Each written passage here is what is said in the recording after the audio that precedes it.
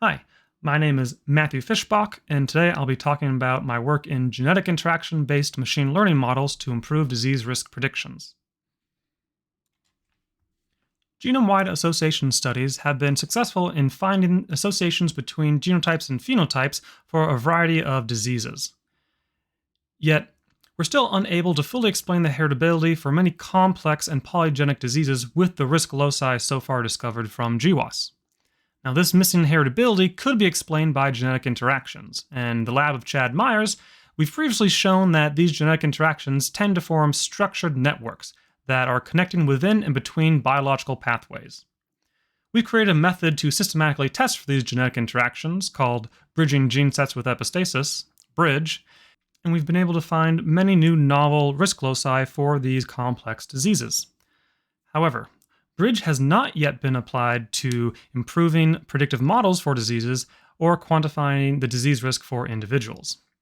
In this work, I am using what we've learned from BRIDGE to create a hierarchical machine learning pipeline for predicting the case control phenotypes.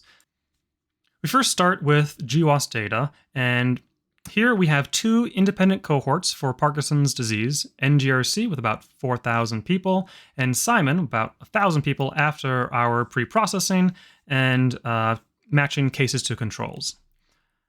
After the data is processed, we map SNPs to genes and those genes to pathways, resulting in SNPs that can be involved in more than one pathway set.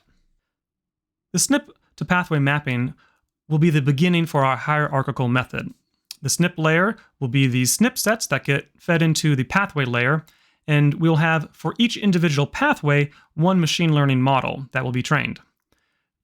Each machine learning model will just be a very simple logistic regression with lasso regularization in an effort to create a sparse SNP set solution that prioritizes the most important SNPs for the predictions from each pathway. These predictions from the pathway layer will be fed as input into the final phenotype layer, where we'll use a variety of machine learning models. And here is how we will represent genetic interactions for our pathway models.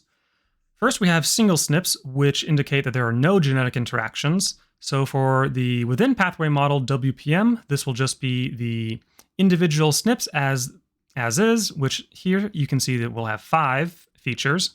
For the between pathway model BPM, one pathway 1 will have 3, and pathway 2 will have 2.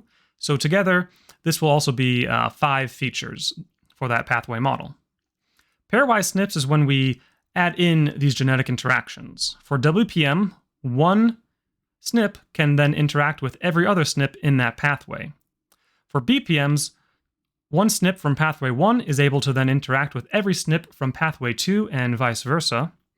And we also hypothesize that since single and pairwise SNPs will be encoding different information, if we have combined SNPs that combine the single and pairwise features together, we should have more information and be able to predict even better than pairwise or single SNPs. Now, looking at the pathway layer results, we're showing the top 5 individual pathways for NGRC on top and Simon on the bottom here, based on the average held-out testing set AUROC, or Area Under Receiving Operating Characteristic.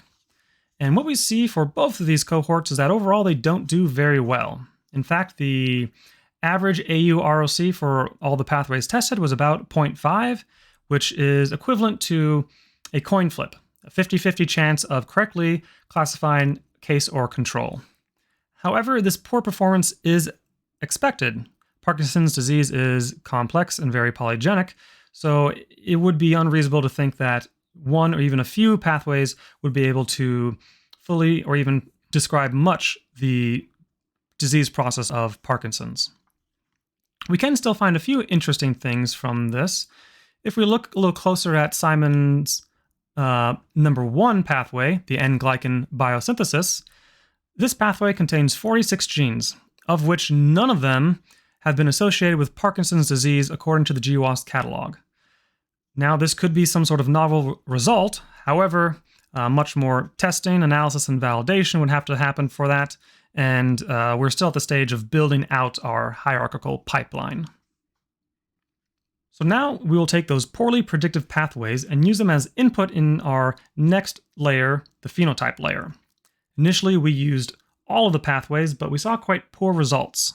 In fact, they couldn't even outperform their top individual pathway. So our first pathway filtering we call all, which is using all of those pathways for features. And the next one we call top, which we used the pathways that had greater than 0.5 AU ROC. Our reasoning is that anything less than that is predicting the inverse of case and controls, so we want to throw those pathways out. The next pathway filtering we call optimal, which we find the minimum number of features that can maximize the testing set AU ROC. The plots here, first is the NGRC plot on top, and on bottom is the Simon cohort plot. The y-axis is the test set AU ROC. The x-axis has the different models that we tested. Hard voting is just a basic majority classifier. The soft voting is the probability weighted classifier. And then we have logistic regression, elastic net, random forest, and SVM. Now there's a few things that we can take away from the SNP interactions here, shown in blue, orange, and green for single, pairwise, and combined. What we see nearly universally is that pairwise outperforms single SNPs. So this could be suggesting that adding in genetic interactions does provide much more information that the machine learning algorithms can use to then predict better the disease status from our genotype data. We also see that combined performs pretty much the same as pairwise, so this could be suggesting that combined isn't even using the single SNP interaction features, but only using the pairwise interaction features, which perhaps also says that adding in those genetic interactions is even that much more powerful, as combined is potentially using the genetic interaction features. Next, for the pathway filtering, if all the pathways is the most bold of the colors seen on the bottom. Next is the top pathway filtering, which is a little bit lighter of the colors. And then the very top is the optimal, the most opaque of the colors. And what we see is even moving from all pathways to just the top pathways, universally we see an increase in the AU ROC.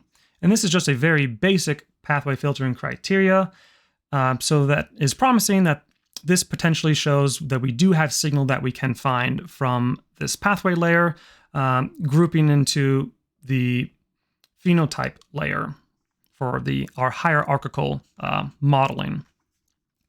We also see that optimal has an even higher increase in the AU ROC, but definitely much more testing needs to be done to determine if this is generalizable or if it's just simply test set leakage.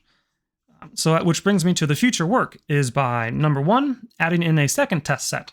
So no matter what sort of pathway filtering that we would do, we'll always have a second testing set that will never be seen by the hierarchical pathway modeling. Second would be trying simply other pathway filtering methods. Perhaps looking at the variance of the input features for the phenotype layer would be much more informative than looking at the AU ROC. And lastly, since we are in the realm of GWAS, we should take these trained models from one cohort and test them on the other independent cohort. This would be the ultimate test for generalizability to see how our hierarchical pathway-based modeling is performing. Thank you very much for listening, and I hope you can take some time to read through the rest of my poster. Thanks.